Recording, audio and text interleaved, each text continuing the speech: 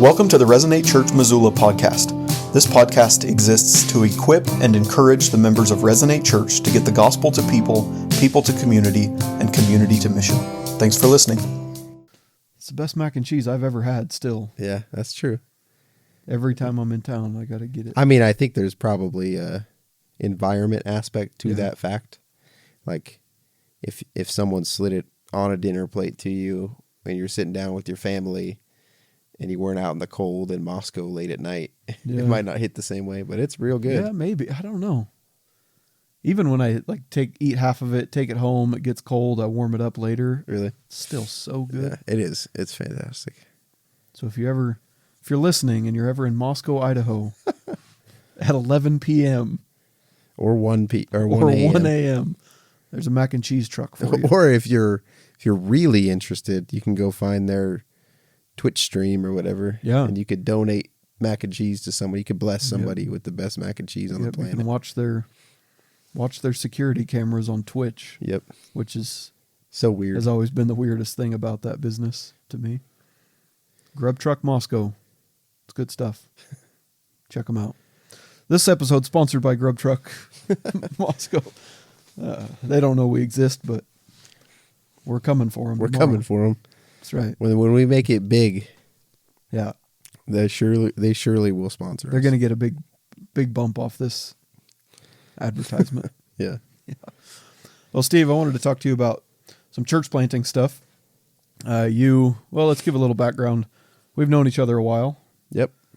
A long while. Yeah. Yeah. We were enemies at first. I don't know if I'd say that. My first memory with you was Mars Rover when I was in 5th grade. Yep. And Preston was a year ahead of me in school, and he taught me gear ratios when I was a 5th grader. And then we were on a Mars Rover team, and I don't remember much, but I remember we got robbed. Yeah. That's all I remember about robbed of the championship. The gold medal. Yeah. Yeah. I remember that. Yep. Heartbreaking. Yeah. Grader. I think I'm still crushed about it. Yeah. It's actually defined a lot of who I am today. Yeah, actually. My Lego robot didn't get first place at the competition. Haven't been able to cope since then. Yeah. Yeah, we've known each other a long time. How many years ago? That would have been 20? Yeah, about almost 20 years. Almost 20 years. That's crazy. To think that I have memories from 20 years ago. Yeah. That's you're an old man. Yeah, not really, but 28? 28, yeah. Yep. You just turned 30, so yeah, it'd be about 19 or 20 years ago. So yeah. 20 years we've been friends. Yeah, that is a long time. I guess I couldn't say 20 years we've been friends because we were enemies. Yeah, we were enemies for a little bit. Yeah. But well, I don't know if that's totally true either. You were my enemy. Yeah, I don't think I had any regard for you for a while. You were younger than me and not in the same social circle. So yeah, no. But we made it back around and certainly good friends in the latter half of high school, and then best friends through college, and have kept it alive since then. Yep. So we've been friends a long time. We were in school in Moscow together. We lived in Foxhole together. We were part of Resonate together. We were kind of the number 1 and 2 guy there for years in the freshman ministry system. Yep. So then when I moved to start Resonate Missoula, you took over all the freshman ministry team and campus strategy there. And then a few years later, you built a team and moved to Reno to plant a church. So we're both church planters. You're a few years greener than I am in it. Yep. When did you plant? 21? 21. Yep. Okay. We planted 19. So yeah, just a couple years greener. But our churches have seen some, a little bit different stuff and different experiences and moved with different teams and stuff like that. And so I thought this would be an interesting podcast because, I have some people in Missoula that are thinking about church planting and getting excited about it. And you probably have some people who have it on their horizon and are thinking about it. Yep. And maybe somebody else might listen to it that has it on their horizon and is thinking about it. So it'd be, I'm interested to hear from you as a church planter, as an actual practitioner who's still in the trenches, still, leading your team and dealing with it. Some of the nitty gritty about church planting and stuff that people should know if they're actually interested. Yeah, in that direction. I got nothing to hide, so I'm open to whatever. Right. Except for all the stuff that you're not going to say about people that are Yeah, that's currently true. around. Yeah. I got nothing of my own stuff to hide. Right. There you go. Right. Lots of other people's stuff to hide. That's good how it always clarification. goes. Yeah. Maybe we'll start with what did you think of church planting before you church planted? What was your exposure to it was in Resonate, I'm sure. Yeah. How did you think about it? Yeah. So, you described us as kind of the one and two guys in freshman ministry. We grew up in Resonate in a really unique time, kind of at the budding stages of our church planting vision as a network of churches. Mm-hmm. And I think to our benefit, we were made to believe, even as sophomores in college, that we were a part of the most strategic endeavor going on in the world. Right. I don't think I even disagree with that. Right. But I surely believed it. I still believe that. Yeah. But I surely believed it then. Yeah. And so my first outlook on church planting was, it was sexy and mysterious. Mm-hmm. I thought to myself, if this is what God has for me, I have a high level of confidence in my youth, as naive as I was, that I couldn't come up with something better in regards to positioning myself to impact the Great Commission, right, and to live a life glorifying God and expanding His kingdom. Right. So I believe that really, really young, and to an extent that I was insecure because I was so confident in it, and I thought, it sounds too good to be true. I had pretty early on in my college experience a desire to lead, and had weathered a couple storms of recognizing how prideful and arrogant I was in leadership, and then kind of rebounding, swinging the pendulum a little bit and thinking, no, I don't, I'm too flawed to be a leader, that kind of back and forth sort of thing. And so it took me a little while to really vocalize my desire to be a part of it in a tangible way. But by the time I was, I'd say halfway in my junior year, had a lot of different, like a diverse set of leadership experiences within the church and summer projects and things like that. I was pretty confident that I wanted to be a part of Resonate long term. I don't know if I was ready to say I wanted to bury my bones yet, but that came later. But I wanted to be a part of it to some capacity and in a longer term, and thought convictionally church planting would be that route. I've never really been a pioneer type of guy.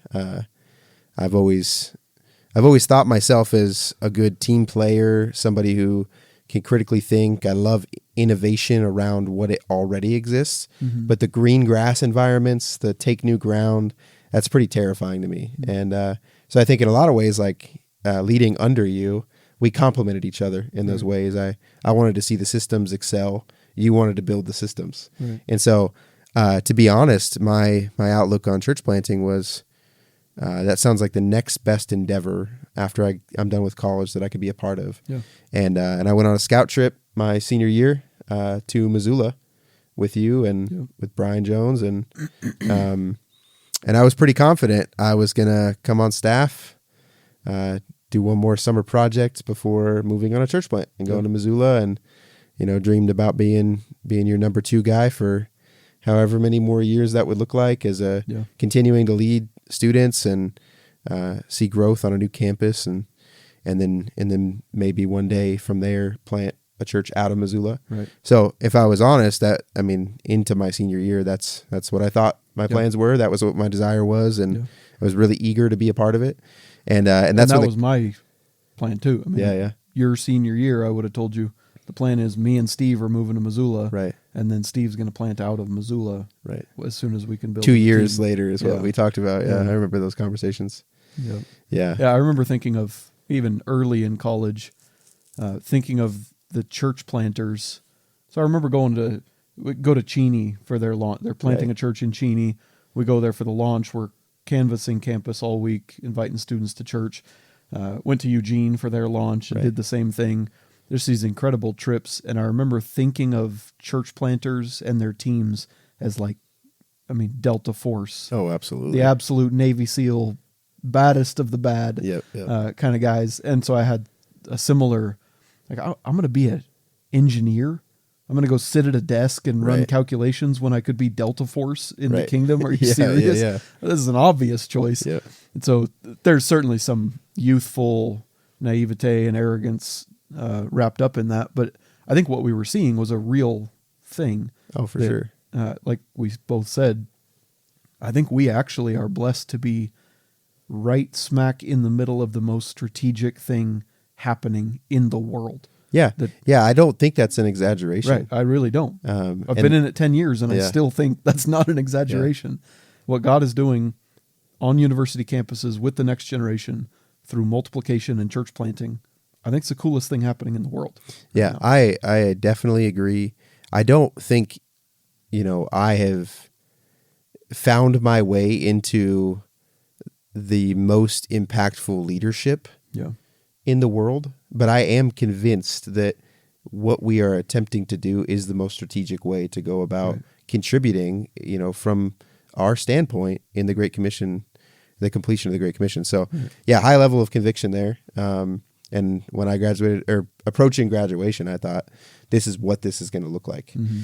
And there were some things that were really attractive about that. You were taking, a really solid group of the people we ran really fast with in college. Yeah.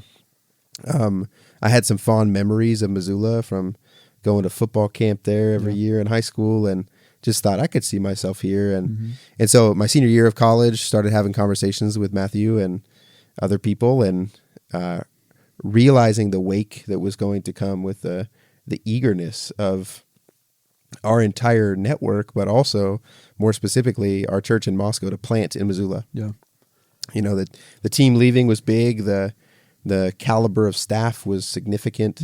And so initially it was a request to stick around for the sake of continuing the work in Moscow. And I love Moscow dearly. I had no, real reason to want to leave Moscow other than to be a part of what I felt like was the next thing. And so I was a willing participant to say yes. I'd started a relationship with Nicole, my now wife, and was pretty confident even in starting that relationship. Church planting is the future. Yeah. So was asked to stay and to give some more years to Moscow and developing more leaders there. And I still remember writing the counter proposal. yeah, Like, what if Steve came with me, but we left this guy and this guy and this guy?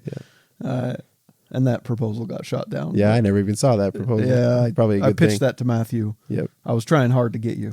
Yeah, it's probably a good thing I didn't see it. Yeah. I might have fought a little harder for it, but no, looking back, it's certainly glad I stayed. I had to weather some things in myself, recognizing that the call on my life was a little different than I had thought it was going to be. And Yeah. What was it like having me and then a lot of your best friends leave and plant? Will you yeah, stay?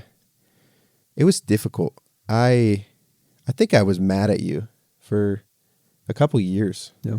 Our relationship's always been unique in that we don't talk a whole lot if we're apart from each other, and it's kind of always assumed we're on a good page, and I think those initial years I felt left behind. Yeah. And that was really like God had some things he wanted to do in me, and to realize the responsibility that he was calling me to independently from you. And I had learned a number of those things. I had tons of experiences in college apart from you, and being asked to lead big things and stuff that was way over my head.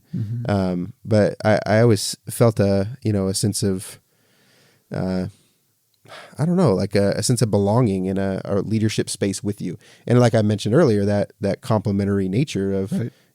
we're two different guys, but dedicated to the same things and gifted differently, and to see the ways that was so helpful in the past. And so when everyone left, I felt the strain it had on Moscow, and the number of guys I was responsible to lead, and how few staff members we had, and everything was still going. It had to keep going. Yeah. And we had a deficit in our leadership pipeline at that level, with that exodus. And by God's grace, that is secured itself. It's rebounded now. Oh my gosh, what's going on in Moscow is awesome. It's amazing.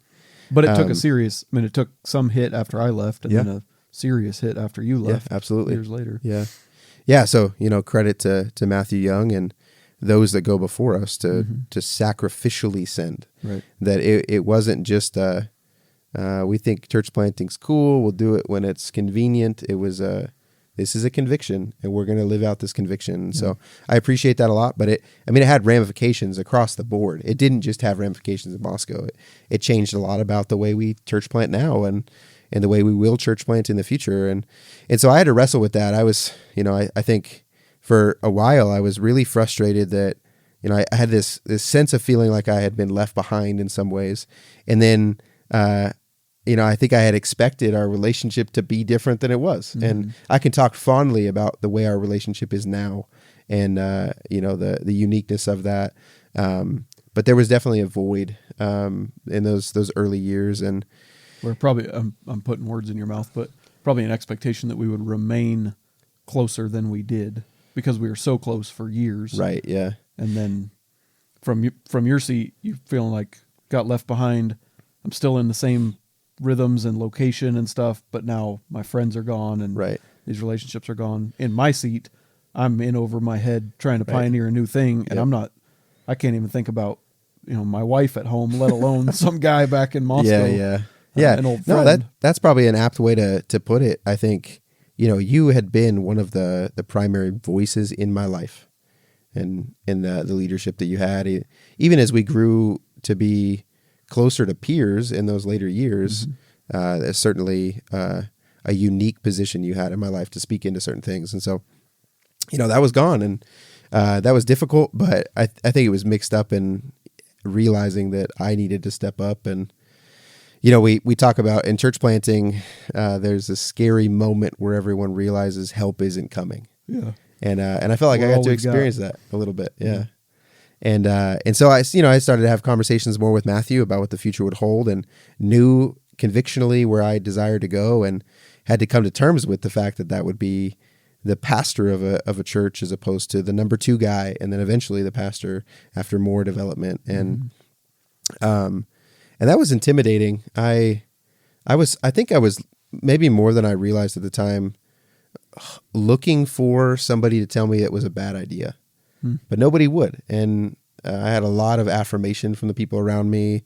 I had a really clear sense of affirmation from the Lord in a conversation I had with my mom, who I don't know that she understands what we do even today after years of being a church planter and a pastor. And my mom's always been super supportive of me, but she would not have even been near the top of the list of people that I would have thought would endorse what I was doing with my life. And I had a conversation with her, and, I studied chemistry in college, and she used to make, comments, offhanded comments about me being in a lab coat, making a bunch of money doing something. Mm-hmm. And so I had a conversation with her, and I felt determined to tell her this is the direction my life is headed. And I remember that conversation so vividly. I told her, Mom, I'm not going to be a chemist. I'm going to be a pastor. And, I was expecting the rebuttal or the question or the, what are you talking about? And my mom just said, I know. And I was shook. Mm-hmm. I had, no expectation, but those words were not at all something I would have thought to come out of her mouth in that moment. And I think I literally told her, no, you don't. You don't. How could you possibly know that? And she said, the moment you got involved in the church in high school, something about you changed. And as your mom, I knew that you would be a part of it for the rest of your life. And I thought, there's no way I knew that. Yeah. And so it was this huge affirmation moment. And there was so many other things going on in the background, the desire, the aspiration to the office, and a conviction around church planting. And so, those next couple of years in Moscow were really difficult. It really tried my leadership. I think prepared me for what church planting on the ground would be like in some ways. In some ways, no way at all. And the pandemic hit, and our community in Moscow was pretty unfazed by the pandemic in a lot of ways. It was a really sweet time. Yeah. Tough time for our nation. I think there's still a lot of ways that we're rebounding from some of the social ramifications of the pandemic, but I've never asked you this. This is off topic, but Moscow was in some hot water nationally around COVID enforcement stuff because of another church in town. was it interesting being in Moscow when all of that stuff was, I mean, it was like ABC News, Yeah. CNN News, Yeah. video clips of Moscow, Idaho. So it was interesting because the other church in town who was making the headlines has always been, in the time that I had lived there, the extreme that everyone points to. And so we early on had to, just like any other Christian, had to reconcile, like, how much do I abide by these regulations and rules, and how much do I allow my life to be negatively impacted by the imposing of things that I don't know if I agree with. And so, the fact that we were a young demographic, we thought, we're in a populace that this COVID-19 is really like another flu, and we have an incredibly high likelihood that we can gain natural immunity even if we do get it, and it's not worth compromising the type of lifestyle that we see is so important to section ourselves off from everybody that we know. And so it was interesting because we see this extreme of rejection of all of these things, and the culture around Moscow took to the other extreme because of it. So it was interesting. It became kind of a polarized city. Yeah. If you're wearing a mask, you're one of those. Exactly. And if you're not, you're one of those. Yep. Yeah. So it was hard to navigate, but I mean, it was such a good time for us. I was newly married. We call it marriage boot camp because, for a while we just couldn't leave the house and had to figure out our conflict and learn to be married. But we had friends that lived in the apartment unit below us that we saw every single day. We shared meals with. We had a ton of fun. We had a village that started off as digital, and we'd log off the digital and go spend time together in person at the park or at our house. And so it just turned into like the world is shut down. We can't do some of the things that we're supposed to do. So we're going to fill this time with like real deep community. So yeah, it's interesting. I tried to reflect on the ways that changed me, and in a lot of ways it was really positive, or didn't change me too much. It just was a continuation of, and a unique opportunity in the season of life that I was in. So yeah, that was a weird season, but that was the start of preparing to church plant.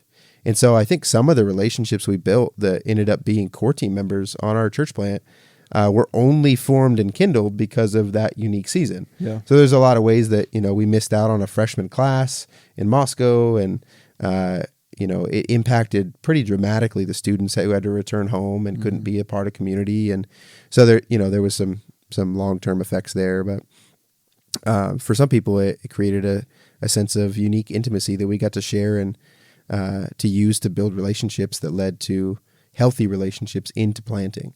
So God is sovereign over all things. It's clear, and that's cool how he used that season to prepare your team and build your team. Yeah. I never thought about that. Yep. So it was unique, cool. Less recruitment, more relationship building.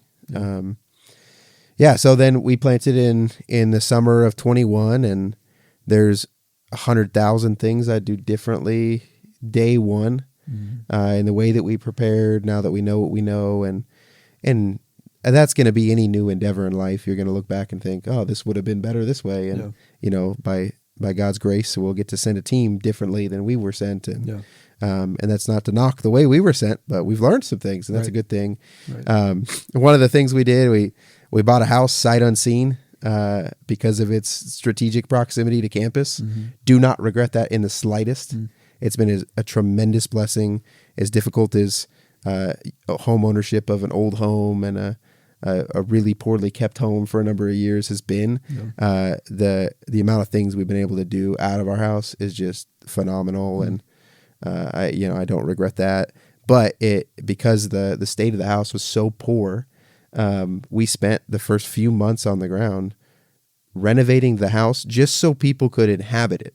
It wasn't like, oh man, we really want this new chandelier and we really think a window should be here and it's not there. It was like, people can't live here. And so I remember we finished the flooring in one bedroom of the house, and the bedroom we finished it in was the bedroom of our soon-to-be roommates, a couple from Moscow who we didn't really even know that agreed to live with us starting year one. We told them, we'll find a house. We want you to live with us so we can get to know you and be a part of each other's lives in a unique way. And they said yes. They're crazy, and they're still very faithful members of our team. And so their room was the only finished room in the entire house, and they were the first ones to move into our house. And that cycle continued almost directly into our first week of Welcome.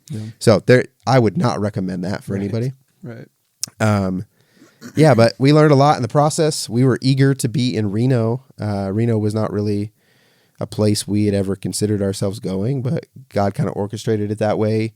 We had some people in our network do a scout trip to several different places to see where would be viable options for us to plant a church. And Reno seemed like, why wouldn't we plant a church here? The campus is beautiful. It's very like type in terms of churches or campuses we'd planted on before. And the surrounding churches and community were so adamant to see a work started on campus and just very little going on. So prominent university, ton of need, a lot of support with the churches around town. And so we started taking trips before we moved, and slowly gained a burden for the city and the campus, and that became a desire to be there. And very quickly after moving there, felt like this could be home for the long term. And I mentioned earlier, I'm not the green grass guy. I've never seen myself as the pioneer of endeavors. And so I really want to plant roots, and I want to give my life to church planting by sending people out of Reno and developing a church into a healthy church planting engine. Yeah. But the whitewater came pretty quickly after planting. Yeah, we'll get into that in just a second. Okay. Tell me, when you think about your core team, and I can add to this as well in my experience, but I know it's a little bit hard because you obviously don't name names and no obvious identifiers. But what are some characteristics of core team members that really excelled versus some characteristics that really struggled? Like if you could go back, what kinds of things would you have kept a closer eye on as you were building a team? What would you have looked for more? Yeah, that's good. I think I had not realized just how different the environmental changes of planting a church how different those things would be and what they would produce in people. So I think about, any problem we have rises to the surface really quickly when things get shaken up. Right. Sometimes it exacerbates the issue. Sometimes it just reveals something hidden that we didn't really know about. Right. And so we were fairly diligent in our process of interviewing people. And I don't know if I could wholesale say I regret inviting anyone who came with us to come with us, but we were naive. We just didn't understand all aspects of it. And I don't know that you can fully until you're kind of underway. And so, I think, guys in our network that have planted a second time probably have a lens to see that through that is uniquely different from anyone else. And we can share things. And I hope this is a benefit to people to share some of the stuff I've experienced. But there were some things that I would have never considered disqualifications for people to join the team that maybe should have been, because the exacerbation of the changes in lifestyle, the change in environment, everything that's new. So I kind of see graduation from college as a crisis of life moment, similar to what a lot of people experience when they go to college. So you've spent 4 years learning how to be an adult in a very safe and confined manner, especially if you had experiences in our church, learning to be discipled, and for the first time you're out in the real world. I've heard people say it's the freshman year of life. So it's scary, but it's even scarier because it's a long road ahead, and so a lot of people, they flounder because they don't know what to do. And then you add on top of that, you move to a new place, you leave most of your friends behind, you move further away from family. The church body that you have come to know and love is different. Right. The resources are different. Things will not happen if you stop and slow down. So many things about their environment changes. Right. And quite frankly, myself and our whole team just wasn't ready for it. Yeah. We weren't prepared in the sense that we didn't know what was coming. So we had an expectation for, we're running the same plays, we're doing the same things, we're meeting students on campus, we're hosting these types of events, we're showing up to Village, we know what Village is, we're trying to start huddles and grow groups, we know what those things are. Yeah. So it wasn't like we were trying to reinvent the wheel, but there was so many things that were different about our environment that we faced a whole host of internal battles and struggles that we didn't see coming. Yeah. And so I think the other piece of that you kind of touched on there is when you're in Resonate as a college student, almost all of the strategy is oriented at you. No, You are the target audience. Yep. You are the consumer of. Yep. Even if you're a very faithful contributor, you're still consuming a lot of stuff that you don't even realize is being produced for you. So then when you graduate and you move on a church plant, right. So some of our, Moscow is going to have some strategy for post-grads. They're going to have some young adult stuff, and they're going to have some community there. Missoula has that. But when you move on a church plant, there's nothing for non-college students. There can't be. Absolutely. You have to be laser focused on college only for a while at least. And so you go from being the target audience of the church to now not only outside of the target audience completely, but you are expected to produce for the target audience. And that can be a really jarring thing for people that absolutely. They get this. I've heard this phrasing over and over, like, this isn't what I thought I signed up for. Right. Because it's different than what you experienced in college. Yep. You were the consumer of goods in college, and now it's time to be the producer. Yep. To create this for the college students wherever you landed. Yeah. And when you take to the plow, the earth is going to war against you. Yeah. Work is hard, and so many of these things change. And so I think, I would say our team was fairly ravaged by mental and emotional struggle that we just didn't see coming, because there wasn't necessarily anything added in that was catastrophic or unexpected. It was just so much change and a certain sense of fragility and instability and being out on your own and the idea that, no one's coming to help. Yeah. And certainly we got all these relationships, and we can get on a video call and see our friends, but it's different. And we moved far away. It wasn't close by. Right. We couldn't just drive home for the weekend. So it was tough, right as we hit the ground. We had even despite all that, some, very clear initial zeal, but slowly but surely people just struggled mentally and emotionally. And it took a toll on our team. And we saw God, use us in some ways in the first year. Saw some DTLs and saw some growth within Village. We saw some social growth, but had a really hard time seeing anybody want to go deeper. And then the exoduses started coming, right. and people, the toll had become too much, and people started to think, maybe I need to go home. Maybe I need to back out of this. And it wasn't, thank God it wasn't a lot of people at once. It was pretty slow. The people that were there for only a year, I believe worked hard. I'm thankful that they joined our team. I'm thankful they came with us. But I really think it was all of that unexpected change that just it brought everything to the surface, and it made life really challenging. And so, like, if back home in your hometown where you're going to school and going to church and have all the normal rhythms, if you have an issue that's at a 2 out of 10 and you plant a church, it will be an 8 out of 10 very soon. That's what you mean by bringing it to the surface. Yeah, absolutely. Like, if there are unaddressed or kind of minor things going on, they're not going to be minor for very long. Yeah. When you remove most of the stability and structure and support that you had back in your hometown. Yeah, this is it's a little off topic, but I enjoy baking. And oftentimes when you're baking something and you're trying to be very technical about it, you need to be very careful with the ingredients you use. And even flour is not as smooth and homogeneous as you think it is. And so if you're trying to be really precise, you'll sift the flour. And that's kind of like what it was. It was like you got a clump of flour in your strainer, and if you shake it around enough, you're going to see the stuff that's impure in it. Yeah. It's going to rise to the surface. It's going to show itself, and you got to deal with it. Right. And that's harder for some people to deal with than others. It wasn't easy for me, and I felt like I had to be the leader among everybody, and I had all this, the same stuff going on, and so people started to leave, but God was really faithful to us. Like the vision was shared, not just with us, but with others, and it seemed like for every person that left, someone moved to join us, or someone significant decided to stick around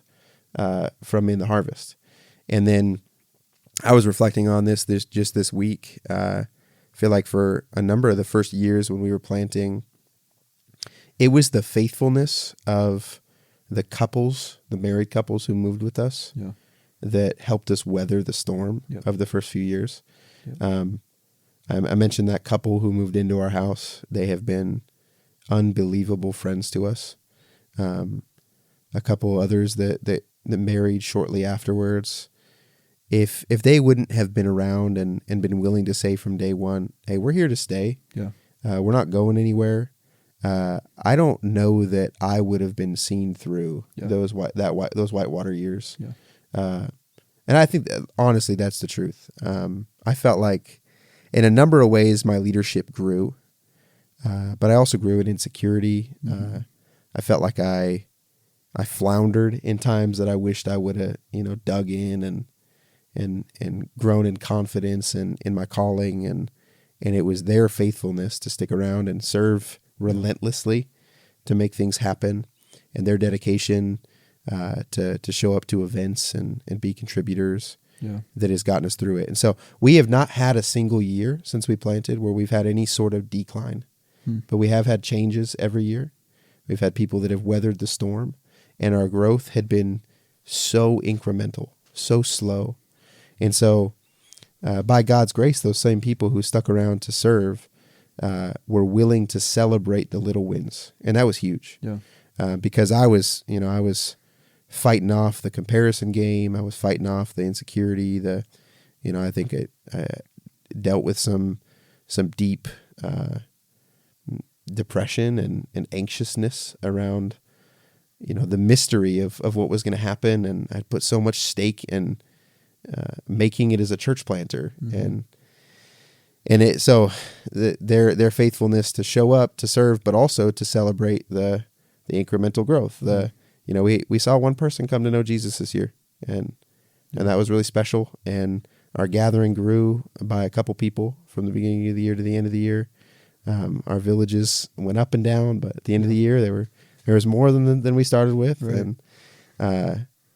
And maybe the sneaky thing that they did that was could be most impactful is they didn't try to pull you off mission. Yeah.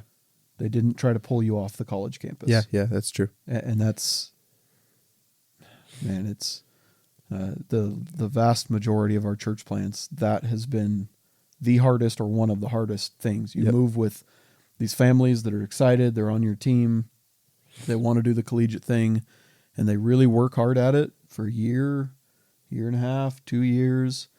Their marriage hits a rough patch, or they have a kid, or they just start moving into some different family stuff, and inevitably there comes the tension, the talk in the back of your head.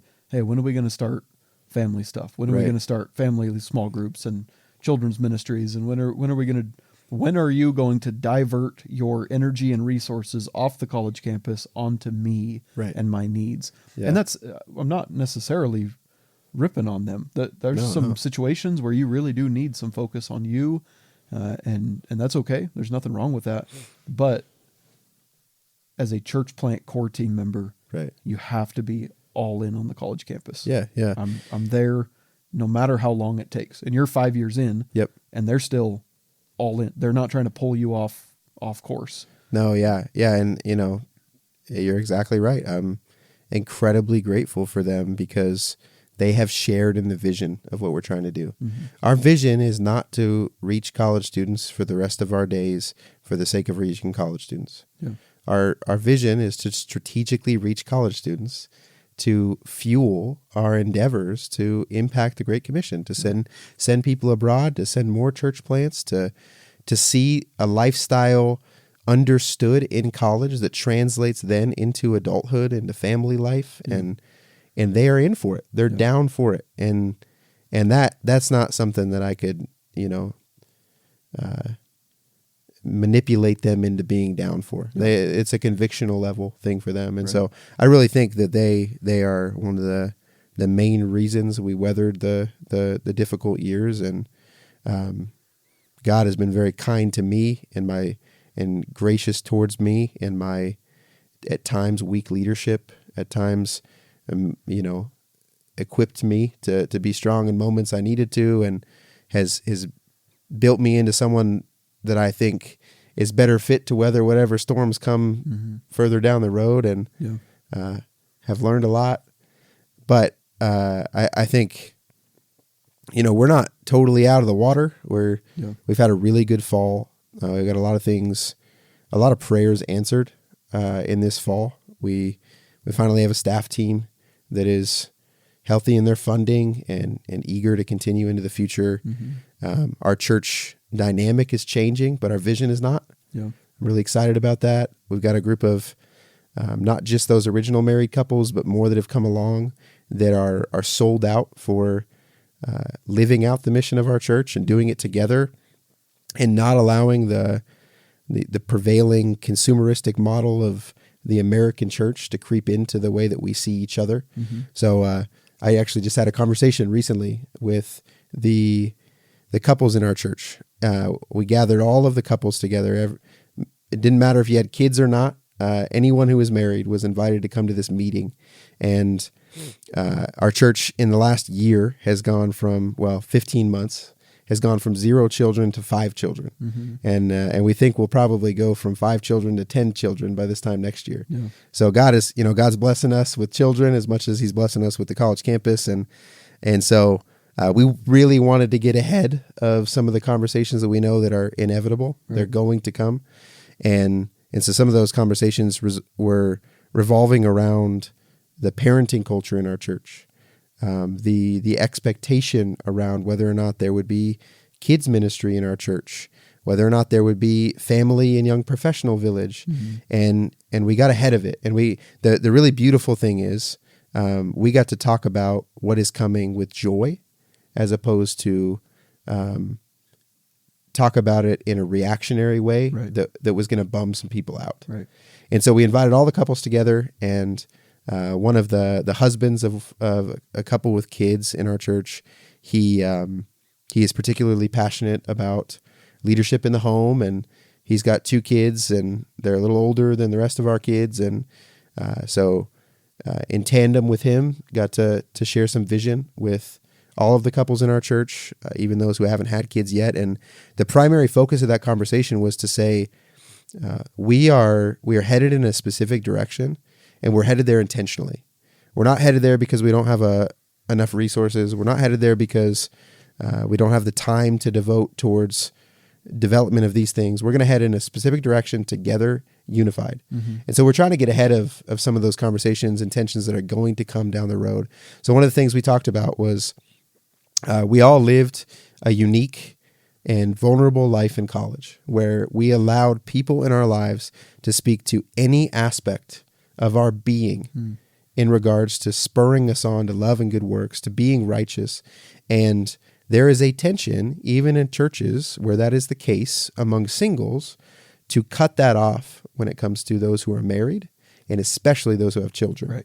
Like, you do not get to tell me anything about how I handle my marriage, and even more so, you don't get to tell me what I do with my kids. That is off limits. And I think that is so bad. I think that is so against the Bible. That is so against the ethic that we have believed in for such a long time, that we would be totally vulnerable. We would lay ourselves bare before people to say, you have the right to challenge me. I think we have a responsibility to challenge one another. And that certainly should go into the areas that are the most difficult, most high responsibility, most important aspects of our lives.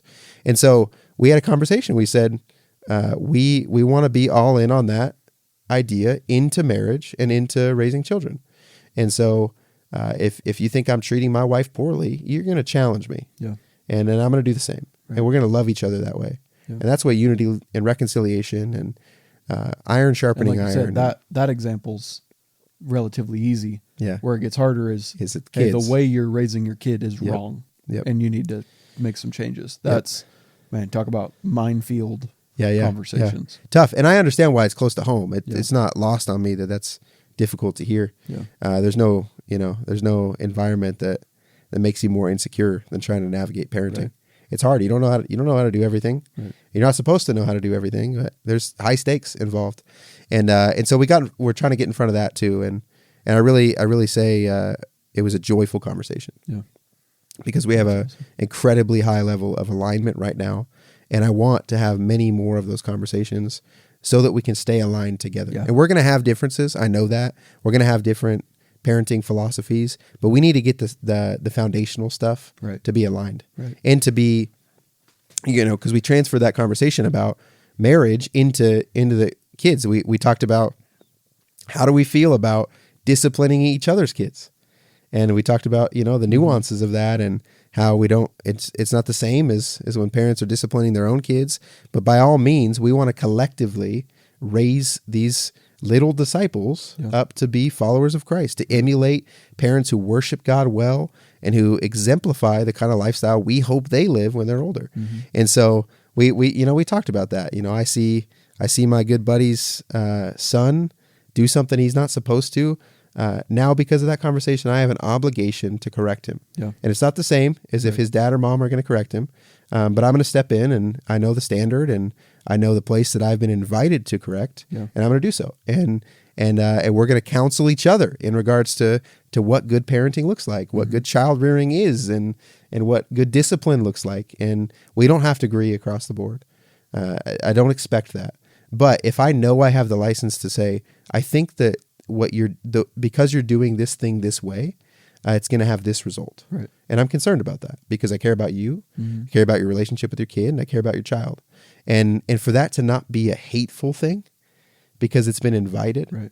It's not judgmental. It's exactly. loving. Yeah, exactly. Yeah. So, we have all kinds of new behaviors popping up. All of the kids in our church are 4 years old and below, and you know how how hard that is to navigate. And we're all going through different phases at different times, and trying to welcome more kids into the world. And everyone's disciplines at a different stage, and so we're learning from each other, and we're having so much fun. Yeah. Right now, most of the couples are in rental properties within a mile of our house. And it is so fun. That's cool. They're all starting to buy houses, and we won't have the luxury of being quite that close.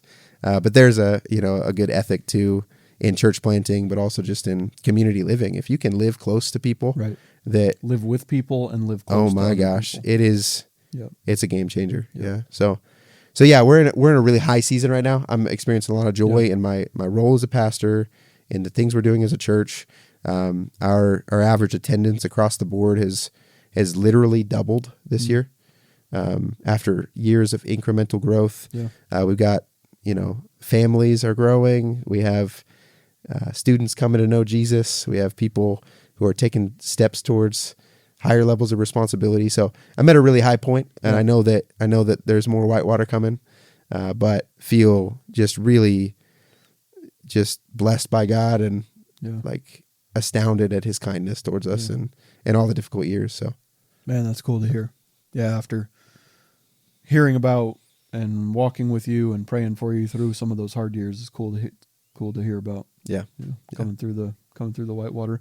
I think you put your finger on one of the most crucial elements of a successful church plant is having some couples, some peers, peer couples who are in it for the long haul, that are on your team and that are not going to try to pull you away from the calling God has given you. Yeah. Man, if you can get those, if you can get that, you just have so much more wind in your sails, so much more encouragement when things go poorly. But if you get those things wrong, if you have no peers, it almost inevitably leads to slow burnout and failure, Mm-hmm. or if you have lots of peers who very quickly try to totally deviate the strategy of the church to serve themselves, it's also going to it's going to pull the church away from what we believe God is calling us to do as Resonate. So yeah, those two things. I think if anybody's listening that's considering moving on a church plant, and you may be moving, as you're graduating and maybe getting married and maybe starting a family, and just hearing, like, if you're going to move on a church plant, you need to be on your pastor's team 100%. Absolutely. And you need to be willing to give your life to something that's not primarily serving you, at least for a season. Yeah. And by season, I don't mean 1 year. Right. I mean 5 to 10 years. Like, I almost wish this would be a little bit too high of a bar, so I'm not prescribing this, but if I could do it over again, I would ask everyone moving, would you personally be willing to lead a freshman village for 5 years? Like, that's the level of, I want you to care that much about freshmen. I want you to be that willing to make sacrifices, and I want you in for that long. We're not talking 18-month commitment or 24-month commitment. Lead a village for 5 years. Yeah. And if you can move with some of those people, it's a game changer. I think I was also very blessed to move with some of those people. Right. And we moved with some people who are not in that camp, and sadly they've made their way out or have struggled along. So, but again, thankfully, we had a strong group that was all in on that front. Yeah. Yeah, we can't do it alone. Yeah. We can't do it alone. As confident as I was in the calling that I have received, I need people around me. Oh yeah. And I can't do it by myself. Right. Yeah. It's a much harder. I mean, pastoral work is hard. Church planting is times 10.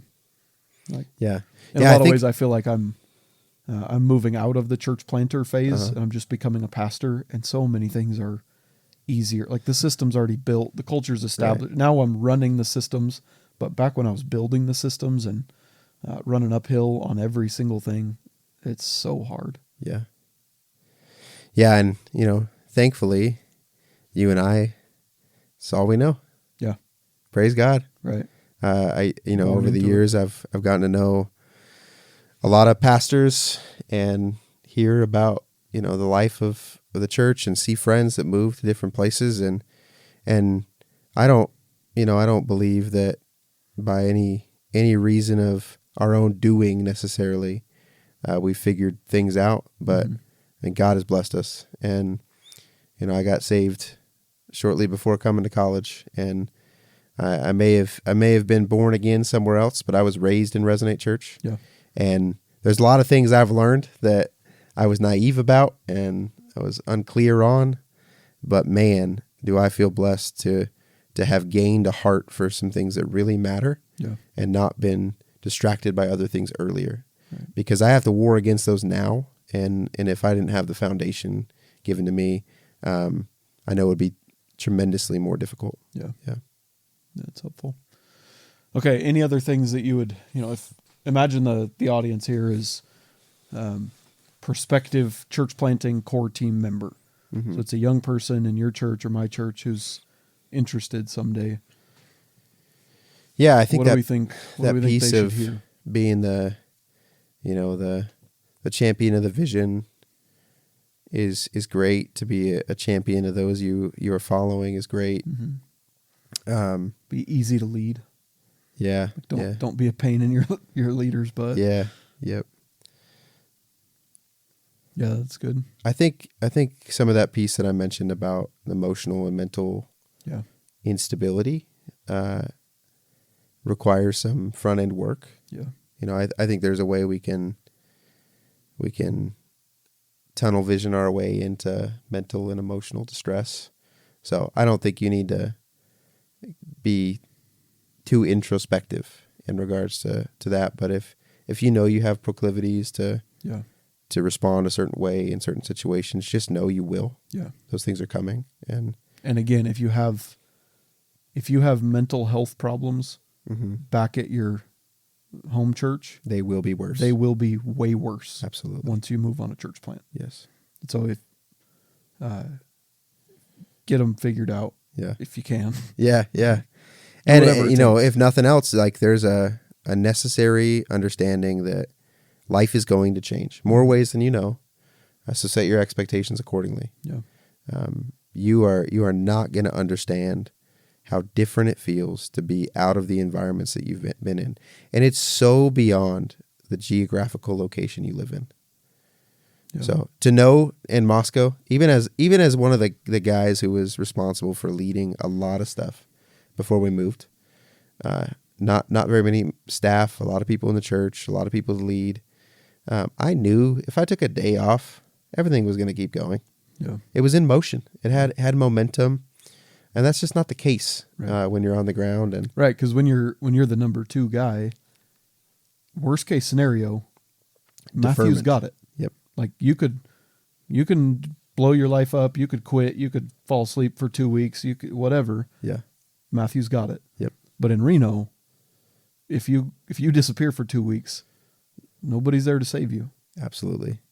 Yeah, and then I'll add to that, like the distress you'll inevitably experience with all the change, and you know, there's some people that manage it really well, and they're in a healthy place, and they adjust a little better than others, and that's great. But your pastor will not be your savior in that moment. I think it is a rich experience to learn the depth of your need for Christ as a Christian, and your pastor is also a church planter and is desperately trying to get this thing off the ground to reach a point of sustainability Right. that will not be achieved with Within deviation a of mission. certain time frame. Absolutely. Like he's Yeah. he's on the clock Yep. here. Yeah. I think that's hard for some people to understand. Yeah. That might be another good, if you're moving on a core team, church plant core team, you need to know that you are no longer the target of the church. You are no longer the one being ministered to. Right. And so everybody's going to have their needs. Everybody should still be living in community. Like all of that stuff is true. But if you move and expect for resources and strategy and care and man hours to be directed at you, you're not ready to move on a church plant core team. That's just not how it. You have to think of yourself as an entrepreneur, as a Navy SEAL. You know, Right. when a Navy SEAL goes on an operation, they're not thinking, well, here's how I expect my team to, take care of me and do all these things for me. Like, you're on the job. You have a goal. You're working together for that goal. And if you become needy, you have now crippled your own team, Right. In their operation. Yeah, don't treat church planting like the unhealthy married couple that thinks having a kid will solve their problems. Right. Right. It is not a new endeavor that might just be the spark to end your distress and find your passion. That is not the case. It will And make your distress worse. Absolutely. And it just needs to be convictionally led. Like you need to be sold out for the mission that you are attempting to accomplish when you go. And I'll say too, you're in a church context right now where you guys are operating in a strategy in which you're reaching families and you're resourcing families in a unique and specified way, as well as still reaching the campus. And I think that's great. I don't think it's necessary in the sense that, the pull to say, I want to separate myself from the campus for the sake of my peers is a bit of a fallacy. We're 5 years in. That's a long time. And all those couples I mentioned with their kids are a part of student villages, are reaching freshmen. Yeah. And I want to maintain that as long as possible. Yeah. And the needs of our congregation are going to change, and I want to develop simultaneous strategy to reach other populaces, but not at the expense of what we're doing. Right. And right now it's still dire need, and everyone's hands on deck, Right. and everyone's bought into it. And the social ramifications of that like very quickly dissipate. We have a village right now. A couple of our married couples are with us in village, and we're not even the leaders. One of the other couples is. And every week at village, we have about six to eight freshmen in the room, and we have 4 children in the room. Yeah. And it is absolutely chaotic. Yeah. It's bonkers. Right. But we have great discussion. Those freshmen are learning to love our kids. Our kids love those freshmen, and it's a picture of the church. Right. It's beautiful, and I love it. And I have no reason to believe that it's less valuable than a freshman only village with a sophomore and junior leader. Yeah. I would say in some ways it's even more valuable. Yeah. And There's some cool elements to that are unique. Yeah, and it's challenging for our families. Yeah. It's a late night. We start village at 7. Doesn't get over till 9.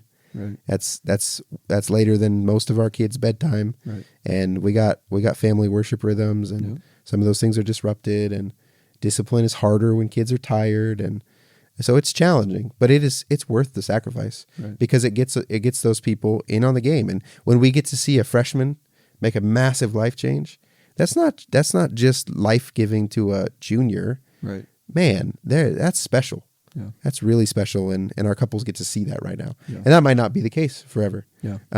But certainly early on, your stage of life doesn't change the mission of the church in that church planting phase. Right. Yeah, that's so good to hear, and I think challenging for anybody, myself included. Like you said, we've, by God's grace, we in our first 3 or 4 years developed on the campus side in such a way that I didn't need all of those families to allocate all of their time and resources to the campus thing. And at the same time, it was becoming less feasible. You can operate with some kids in village, and if you're really, really sacrificial and really willing, and the students will go with it, I think it can operate longer than people think it can. But there's some natural limitations to it. Sure, I have 13 kids under 4 in my life group, and so you just start talking about like some pretty different dynamics at some point. When rooms get like that. So I think there is there's a natural point where you have to make some strategic shifts. Right. Or you should make some strategic shifts. Yeah. But as you're moving on a church plant, you can't have that in mind. You can't think, I'm going to give my 2 years to these 18-year-olds and then they're going to build something for me and my family and my kids. Right. If you're thinking that way, that's okay. Don't move on a church plant. Like, just stay where you are, or go to a church that's like built for you, caters to you. Move to a Resonate church that is developing that side of their ministry, something like that. Don't move on a church plant. I know it feels like you're doing the church planter a favor, but you're not. You're signing them up for a lot of challenge later on down the road. Yeah, don't just be another mouth to feed. Yeah, and I don't have any desire to put somebody down in that sense, but if you're not looking to be the contributor, it's just not the place for you. Yep. Absolutely. One of our, we're here at a pastor's retreat, and one of our pastors today or yesterday made the comment that one squeaky owner can derail the mission of a church. And that, as pastors, we all know how much truer that is than you would think. You get one person in your ear consistently enough, and you start allocating resources and energy and man hours to that problem at the expense of the greater thing that God has called you into. So we're talking specifically about church planting, and I would just say, like, as I've counseled guys who have went out to be church planters, I'd say quality over quantity. On your core team. Definitely.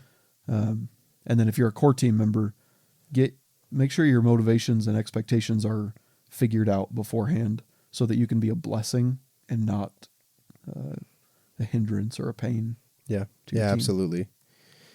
Yeah, I think when you hold a high view of God and His Word, there is a level of self-sacrifice that is reasonable to expect from any Christian.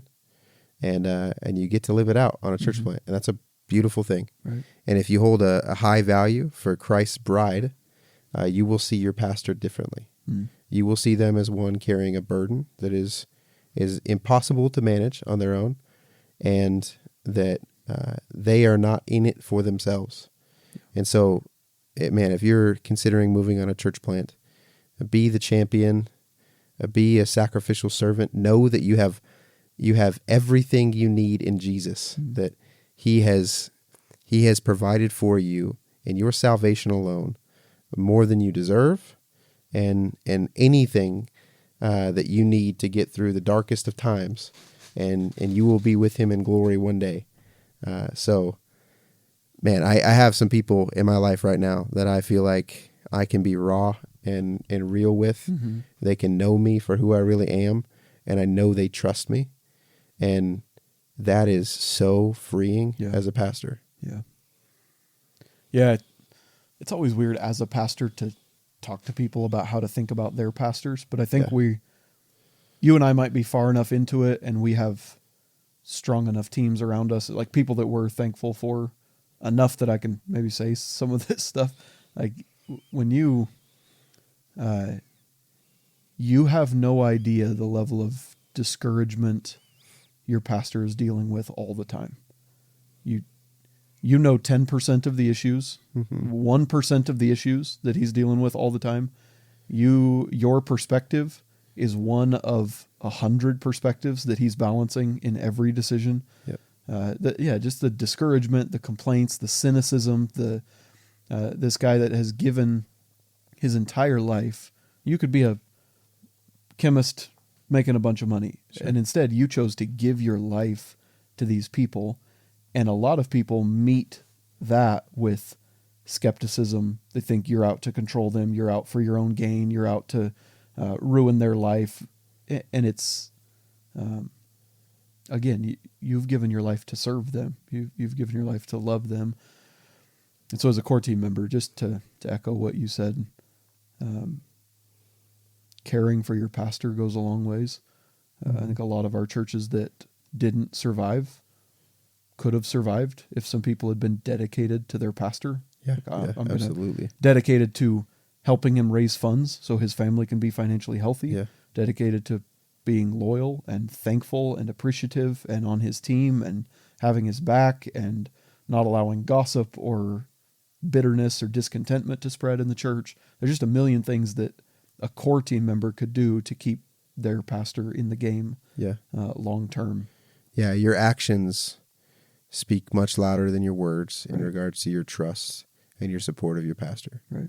If you're always busting your butt to honor him, to support him, to speak well of him to others, to not be the squeaky wheel, there's no question whether you trust him. Yeah. And that is really comforting. Yeah. It's really helpful. And that doesn't mean blind trust. It doesn't mean you can never criticize. I have a guy in Missoula that does this very well. He's been on my team from the beginning and has been just an unbelievable blessing to me.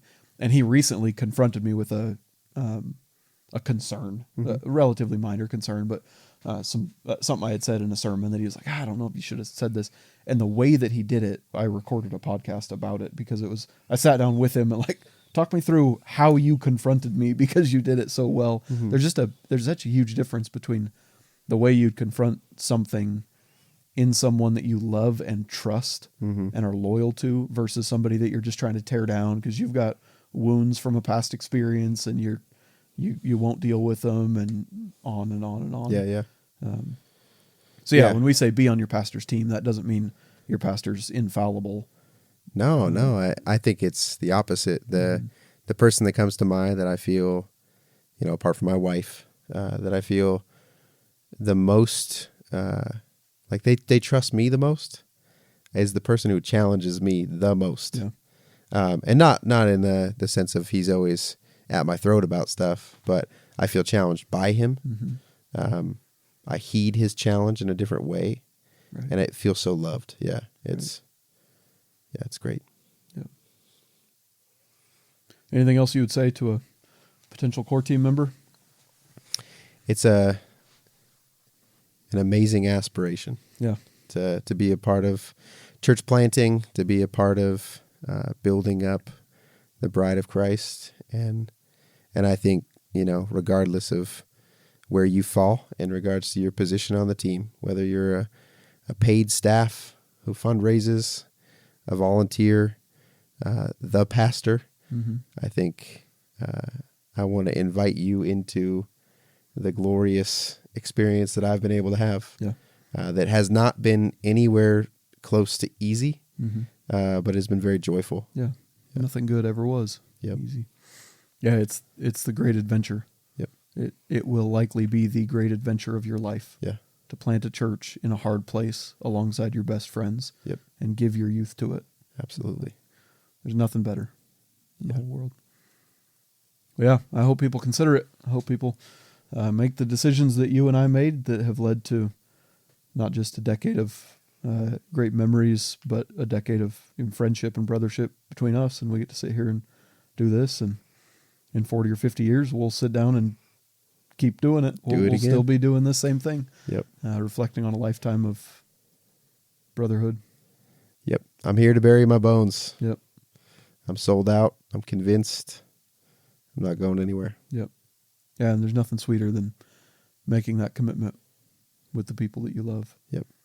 Not just your nuclear family, but your church family, your spiritual family. Absolutely. There's some serious, I talked about this a lot at ResCon last year, but there's something seriously powerful and beautiful about long-term commitment, legacy thinking, instead of what's most comfortable in this 2-year span, or what do I want this season, instead thinking, where am I going to give my life for the next 2 decades?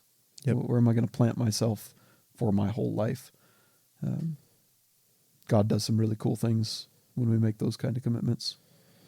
I'm excited to be a part of it. Yeah. Yeah, it's good stuff. Well, thanks, Steve, for sitting down and Absolutely. talking about it. It's been a good time. Yep. Great reflection for me too. Yep. A lot of fun. Appreciate it a lot. All right. Talk to you later. See ya.